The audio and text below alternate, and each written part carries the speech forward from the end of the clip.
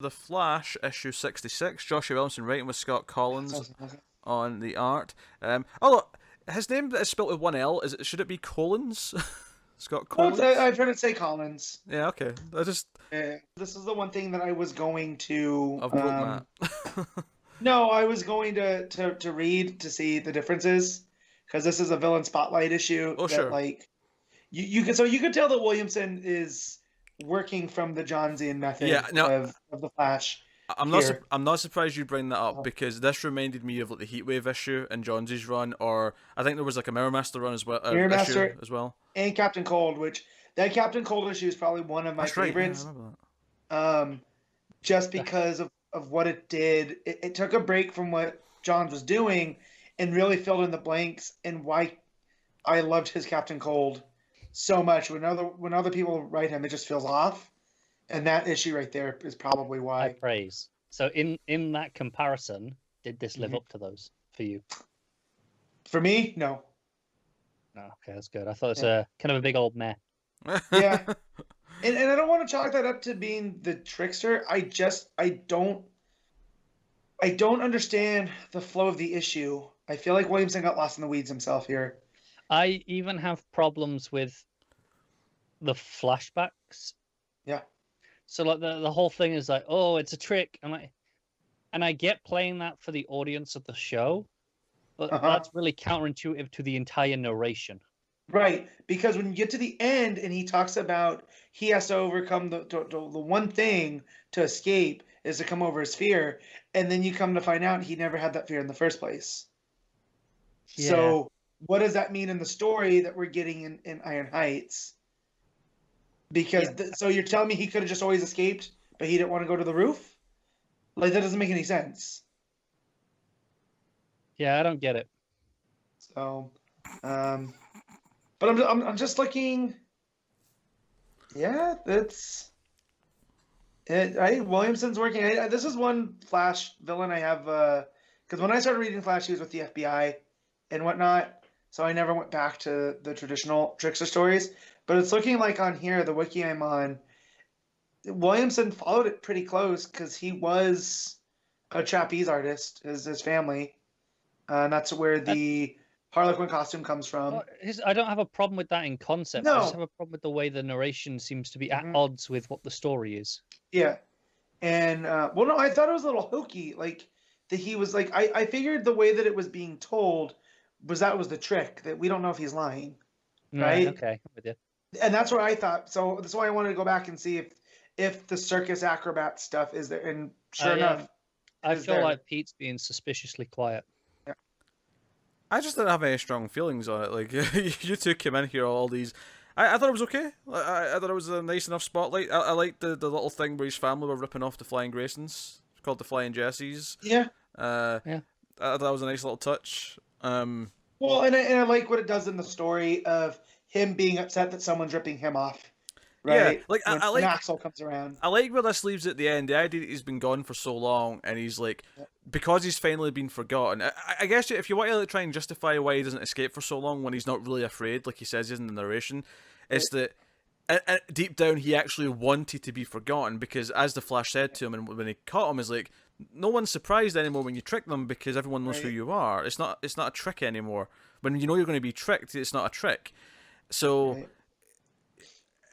you could almost read it as he actually is intentionally waiting a long time, so that when he comes out as this new trickster, he can pull this big grand trick that he's building up to probably in the next arc. And I like that. I like that plot part of it. I like what it leaves him convoluted. You know? Sure. I will say that the art definitely made it feel like a John's Flash. It did, because it is Collins, and yeah, I give Williamson credit for trying. The flow of the issue felt off.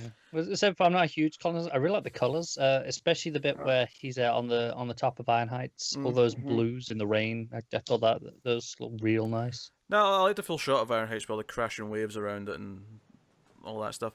I mean, I kind of like the flashbacks on their own. Like, I like the idea of like they intentionally made it look like the audience that they were forcing their son onto the wire, only for him to like pretend to almost fall, but then, nah, it's a trick. I'm perfect at this. Like I like that on its own, but it's a solid act. Yeah. Well, and I feel that's going forward is going to be because he's been the one that's been in the shadows since the beginning of Williamson's run. You know, he's the one that saved Axel after the Strength Force stuff. You know, that's who kicked all that off, and he's the one with the serpents and whatnot when working on Iron Heights. Not the serpents, but what was his Copperhead, and that he was doing sleight of hand there too. So I'm curious to see where this goes because you know Trickster is one of those type that's been around for a while. I just don't feel like he's had his due because I'm even looking at the wiki and there's really not a lot there. You know, he just kind of was a villain of the week who hung out with the rogues. It's not like Captain Cold or Mirror Master. And I feel like Williamson trying to put it up on those levels, it still feels like I don't want to say an imitation, but it doesn't quite have the gut punch as like the Mirror Master does.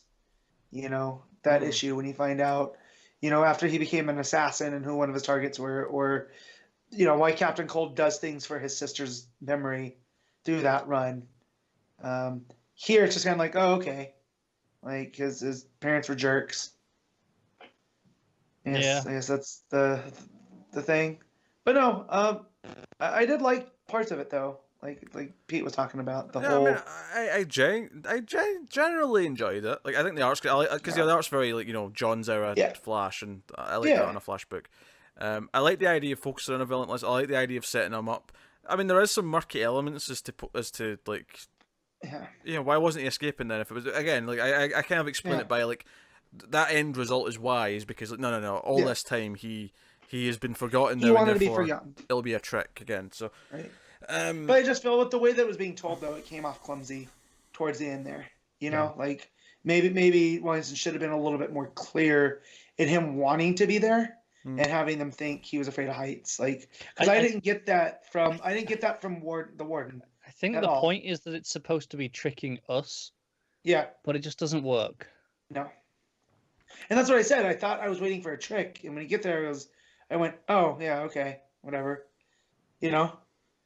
Yeah, but no, I appreciate the effort because I do. I mean, I am a mark for that John's Flash run, and that's one of the things that got me back into comics. So I'm not going to be mad at that.